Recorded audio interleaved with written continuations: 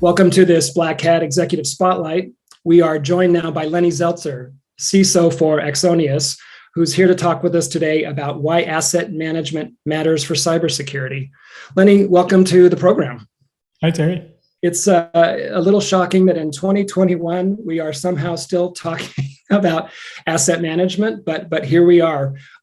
Why hasn't this challenge been solved? Or maybe differently stated, what makes this so complicated to really finally and ultimately resolve for organizations? Yeah, I think the reality is that our world of IT has been changing quite rapidly in the last 10, 20 years. And Sure. That's because our business requirements have been changing. And so today we find ourselves in a world where information technology changes so quickly that it's very hard for IT and security professionals to just keep up in understanding what do we have and what is the state of those IT assets configurations. The firewall between IT and cybersecurity departments has grown smaller, if not disappeared, over the last several years for sure. While this may be understood by most of our viewers, talk about why security professionals need to be cognizant of or mindful of the IT asset management piece of this equation. I think it has to do with the different objectives of both teams. Now, as our industry evolves, some of the tasks that used to be purely security focused have merged with those of IT teams, and yet security teams continue to exist because there are certain objectives that are squarely related to providing information security for our organization's assets. And right now, I find that the objectives for asset management of IT professionals are a bit different from those of security professionals. For IT professionals, it's important to understand what do we have, and yes, certain configuration details of those IT assets are important as well. But I find that there is a greater tolerance for the lack of visibility in the world of IT than in security. I think in part it is because so many breaches of security incidents occur on that infrastructure that the security teams didn't know we had, and that's, I think, a bigger problem for a security team than it is for an IT team. I imagine that dynamic you've just described is become even more acute in these last several months of quarantine and work from home and the global pandemic we're all working against.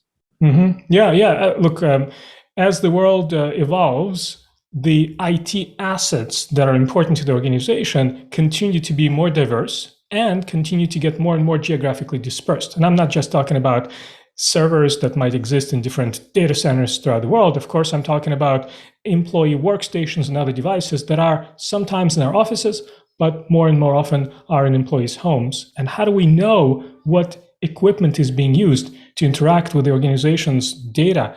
That's a big challenge for both IT and security professionals. Thanks for that. That's really helpful context, I think. All that being said, what objectives are we trying to solve in cybersecurity by creating asset management practices? Well, I think the first objective is to get as comprehensive of an asset inventory as possible, right? We might not find it sufficient as security professionals to say that we know about 80% of our assets. Having that visibility app, that's 20%, that's a big problem. Sure. And what about a 10% gap? Probably also a problem. So, while it might not be practical to strive for 100% visibility all the time, security professionals want to get that visibility as close to 100% as possible. And we want to have that data that we've gathered about our assets to be as up to date as possible. That's the first objective, I think. Okay. Another objective is, once we know that the asset exists, to understand its vulnerability or attack posture.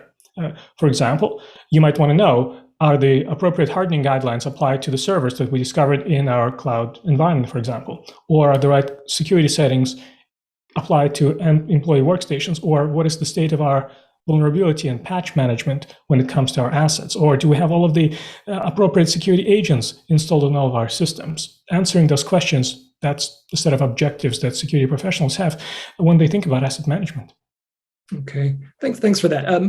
Talk a bit, if you would, about which approaches to asset management work best for you. As someone who's responsible for the security program at our own organization, I certainly think very hard about how do I get as much up-to-date visibility as I can.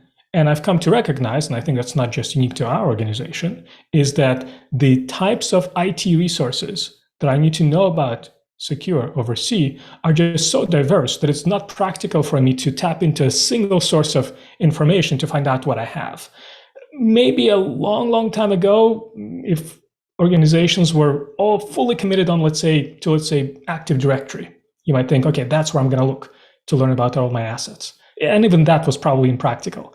Or you might say, I'm going to look at my network infrastructure and I'm going to see who talks over the network and find out about IT assets that way.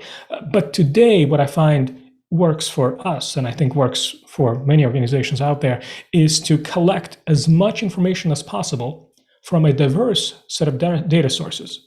Because your identity provider might know something about your assets. Your endpoint security software might know something about your assets. Your virtualization and cloud infrastructure might know something about assets. Your vulnerability scanning software might know something about the assets. So I like to tap into all those data sources, bring all of that data together, and I think that gives me a pretty comprehensive view on what I have and what is the state of that infrastructure.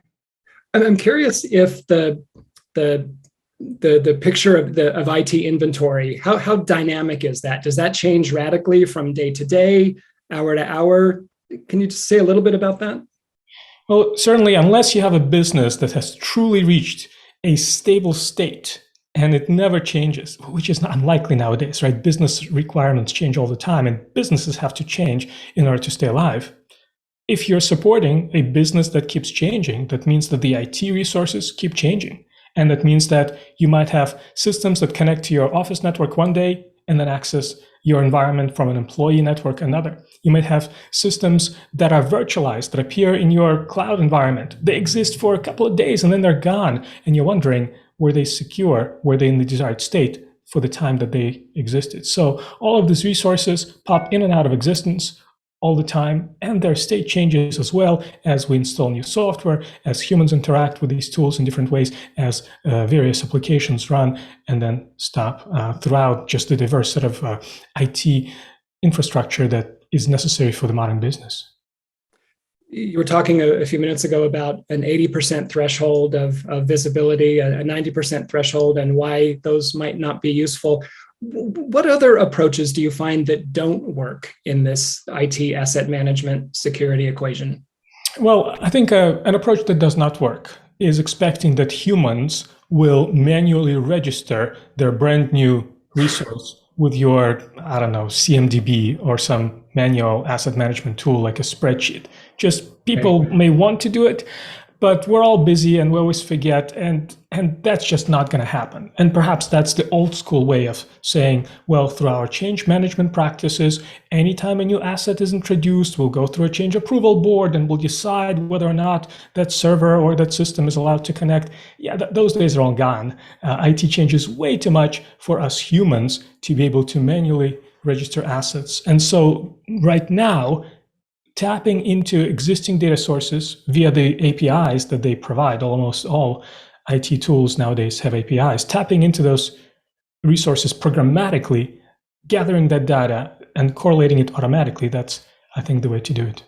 Thanks, Lenny. Some great insights there on the impact of IT asset management and cybersecurity. Thanks for joining us for this Black Hat Executive Spotlight today. Oh, thank you. We've been talking with Lenny Zeltser, CISO of Axonius. This has been Terry Sweeney for Black Hat. Thanks for joining us for this Executive Spotlight. We'll see you next time.